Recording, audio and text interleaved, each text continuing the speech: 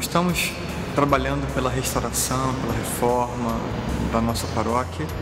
A paróquia que é histórica, uma paróquia que traz na sua fundação também a fundação dessa cidade, dessa região. Entrando na internet, colocando lá a história de São Gonçalo, vamos ver com facilidade, né? Gonçalo Gonçalves herda as terras de Seis Marias, e então ele já funda logo uma pequena capela do seu santo de devoção. Isso em 1579. E anos depois, algumas décadas depois, em 1646, essa capelinha cresce e torna-se então a paróquia de São Gonçalo.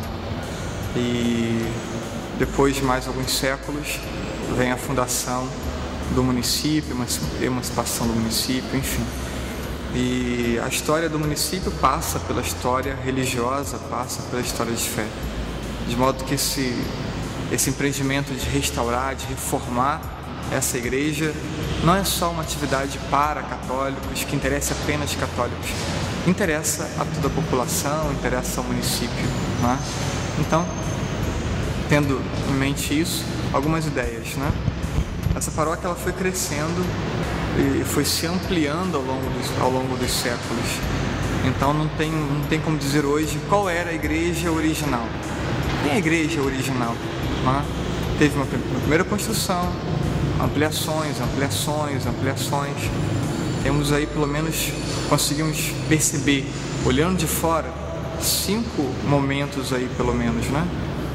O que hoje é o presbitério, a nave, depois as torres, as laterais e depois um anexo na parte de trás da construção.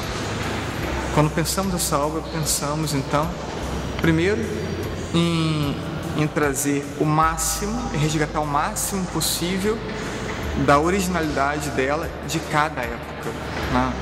Repito, não temos como falar de uma originalidade completa em um único momento. Como ela foi se ampliando ao longo dos tempos, então nossa preocupação é detectar hoje os momentos de ampliação e tentar perceber o que é possível voltar então ao original dessas ampliações em cada época. Nós temos, talvez como uma realidade de hoje mais antiga, o retábulo, né, que é toda essa parte de trás, que ainda está em madeira, está preservado, talvez século XVIII, né, ainda aguardando os pesquisadores dar uma definição de data. E ali então pensamos uma restauração, né, desse retábulo. Depois temos algumas outras peças, como um forro, uma parte da igreja tem um forro que parece ser antigo. Temos alguns ladrilhos hidráulicos também, talvez século XIX, início do século XX, também para poder ser restaurado, de repente a igreja inteira utilizando esse tipo de piso. Partimos para uma outra preocupação, aquilo que já foi completamente deformado, mas que a gente tem registros. Então não falamos mais de uma restauração, falamos de uma reconstrução. Nós temos altares laterais, e esses altares laterais hoje estão em azulejo e também eram em madeira. Então qual a preocupação? Retirar os azulejos, voltar à madeira. E para isso nós temos foto, nós temos a própria imagem do azulejo e nós temos o retábulo principal, central, que nos dá também a ideia de como e como seriam esses laterais. Então aqui falamos de uma reconstrução, algo que nós temos registro e vamos então reconstruir idêntico era. E aquilo que não é histórico, né, antigo, aquilo que nós não temos registro, vamos apenas reformar, tentando ao máximo garantir características da época percebida, né?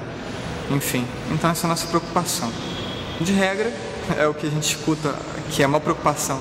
Padre, quando vão tirar os azulejos? Vai ser tirado os azulejos, né? A ideia é assim, a ideia é retirar todos os azulejos e devolver então aos traços, né, daqueles que ainda lembram antes da década de 70. Na década de 70 o azulejo começou a ser colocado. Vamos tentar devolver aí a visibilidade anterior a essa década, né?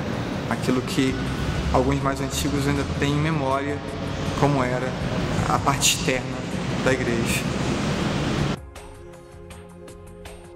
Na verdade, eu me sinto hoje muito feliz em poder, de alguma maneira, poder contribuir, proporcionar, trazer alguma coisa de positivo, ainda mais se falando de igreja católica. O Padre André e o prefeito tiveram uma reunião onde foi colocada toda essa restauração, toda essa importância que é o marco, né, da igreja matriz para a cidade de São Gonçalo, e o prefeito acabou me pedindo, por eu pertencer a essa pasta, acabou me tornando um link entre os dois. E a importância disso não tem como se medir, não tem tamanho, o resgate da memória do gonçalense. Então a igreja voltar aos traços que eram do passado. Então eu acho que o Padre André está de parabéns, a Secretaria de Turismo e Cultura está de portas abertas para continuar tentando contribuir de alguma maneira.